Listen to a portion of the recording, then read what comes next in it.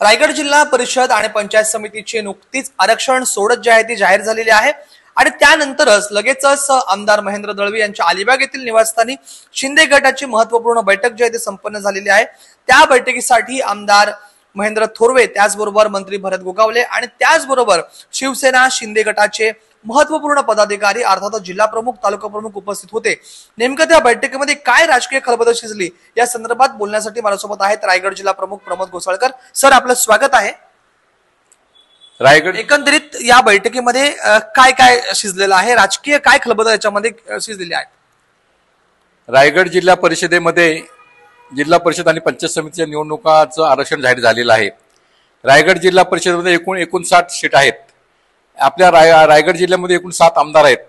3 आमदार शिवसेना शिंदे गटाचे आहेत, 3 आमदार भाजपचे आहेत, 1 आमदार राष्ट्रवादीचा आहे।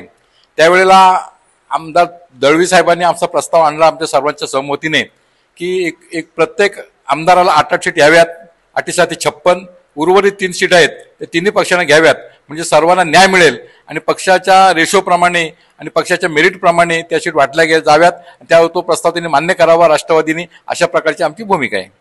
एकंदरीत आपण 8-8चा रेशो देत आहे, 8×7=56, त्यानंतर एकूण जागा आहेत 59। मग त्या ज्या उर्वरित 3 जागा आहेत त्याची कशी आपण विभागणी करणार आहात?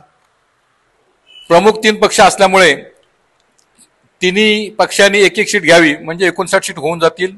आम्हाला 25 सीट येतील, भाजपला 25 सीट येतील आणि राष्ट्रवादीने 9 सीट घ्याव्यात आणि रेशोप्रमाणे युतीचा धर्म पाळावा, अशा प्रकारची आमची सर्व कार्यकर्त्यांची आमची मागणी आहे। याआधी आपण वारंवार पाहिलेलं आहे की आमदार महेंद्र थोरवे असतील, महेंद्र दळवी असतील, त्यांनी तटकरे यांच्यावरती टीका केली होती आणि पुन्हा एकदा आपण आता युतीचा हात पुढे केलेला आहे, प्रस्ताव पुढे केलेला आहे। एकंदरीत काय वरिष्ठांचा आदेश मानावा लागतो, त्याप्रमाणे आम्ही लोकसभेला वरिष्ठांचा आदेश मानला। तटकरेंना एकमेव खासदार आम्ही महाराष्ट्रातून निवडून दिले, परंतु विधानसभा निवडणुकीमध्ये तटकरेंनी त्या ठिकाणी आमच्या आमदारांना पाडण्याचा प्रयत्न केला। त्याच्यामुळे ती तीव्र नाराजी झाली आणि त्याच्यामुळे असंतोष झाला आणि त्याच्यामुळे आम्ही त्यांच्यावरती राष्ट्रवादीवरती नाराजी आम्ही दाखवली। परंतु या ठिकाणी युतीचा धर्म पाळायचा असेल तर त्यांनी सुद्धा आमच्या बरोबर आमच्या विचाराप्रमाणे यावं आणि पुन्हा रायगड जिल्हा परिषदेवर युतीचा झेंडा फडकावा, अशा प्रकारची आमची कार्यकर्त्याची इच्छा आहे। जर त्यांनी युतीचा धर्म पाळला नाही तर या ठिकाणी भाजप सोबत आपण आम्ही त्या ठिकाणी बसण्यास तयार आहोत, तेही आम्हाला मान्य करतील आणि आमचे भरत गोगावले त्याप्रमाणे प्रयत्न करतायत आणि त्या दृष्टिकोनातून आम्हाला सकारात्मक त्या ठिकाणी प्रतिसाद मिळत आहे। आपण जो हा 8-8 जागांचा फॉर्म्युला दिलेला आहे हा भाजपने मान्य केला आहे का? त्याप्रमाणे भाजप बरोबर वरिष्ठ लेवलला चर्चा चालू आहे। जवळजवळ सकारात्मक त्यांची चर्चा होत आहे आणि भाजपचे 3 आमदार त्या ठिकाणी सहमत होतील, अशा प्रकारचा भरत गोगावले यांनी इच्छा व्यक्त केलेली आहे। तटकरे यांनी जर आपला हा फॉर्म्युला मान्य केला नाही तर पुढची भूमिका काय राहील? तटकरेंनी जर मान्य केला नाही तर या ठिकाणी 59 सीट आमच्या लढवण्याची तयारी आहेत। त्याच्या अगोदर आम्ही भाजप आणि शिवसेना एकत्र लढण्यासाठी आम्ही प्रस्ताव देऊ आणि युती म्हणून आम्ही त्या ठिकाणी भाजपला सोबत घेऊन त्या ठिकाणी आम्ही लढू। तुम्हाला निश्चित वाटते की राष्ट्रवादी काँग्रेस पार्टी आपला हा प्रस्ताव स्वीकारेल? नाही स्वीकारला तर त्या ठिकाणी आम्ही आमच्या कार्यकर्त्यांनी तयारी केलेली 59 सीट आम्ही तिथे उभे करण्यासाठी आम्ही संपूर्ण उमेदवार चाचपणी चालू आहे। त्या ठिकाणी पंचायत समितीसाठी सुद्धा आमची चाचपणी चालू आहे।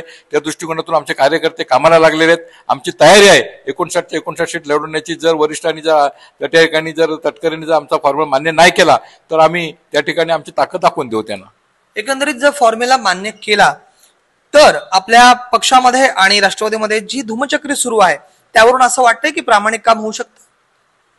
वरिष्ठांचा आदेश जसा आम्ही मानतो तसं त्यांनी मानायला पाहिजे। शिवसेना पक्ष असा आहे की शब्द दिलेला आम्ही पूर्ण करतो आणि वरिष्ठांचा आदेश हा आम्ही त्या ठिकाणी पूर्वीपासून आमच्या शिवसेनेची शिस्त आहे, त्या शिस्तीचं आम्ही त्या ठिकाणी पालन करू। जर त्यांनी पालन नाही केलं तर मग पुन्हा अशा प्रकारचं त्या ठिकाणी रायगड जिल्ह्यामध्ये असंतोष निर्माण होईल आणि तटकरेंवरती नाराजी होईल आणि पुन्हा मग त्यांना राजकारणामध्ये त्यांनी काम करणे कठीण जाईल।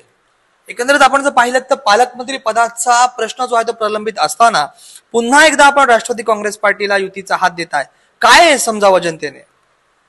खऱ्या अर्थाने तटकरेंनी थोडंसं मोठं मन केलं असतं तर पालकमंत्री पदाचा तिढा कधी सुटला असता आणि भरत गोगावले मेरिटमध्ये आहेत, 3 आमदार आमचे आहेत, त्या ठिकाणी काम करत असताना 4थ्यांदा ते निवडून गेलेले आहेत, सिनियर आहेत आणि त्याच्यामुळे आमची प्रमुख मागणी आहे की आमचे भरत गोगावले यांनाच पालकमंत्रीपद मिळावं।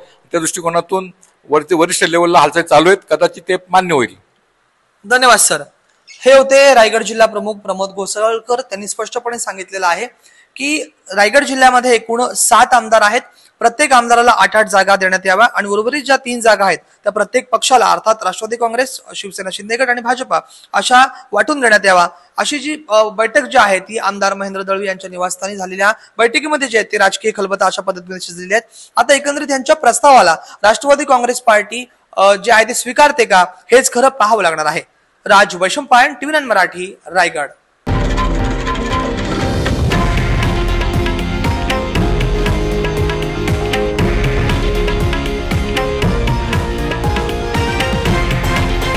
हे आहे देशातील नंबर 1 न्यूज नेटवर्क आणि आपण पाहत आहात TV9 मराठी, एकमेव.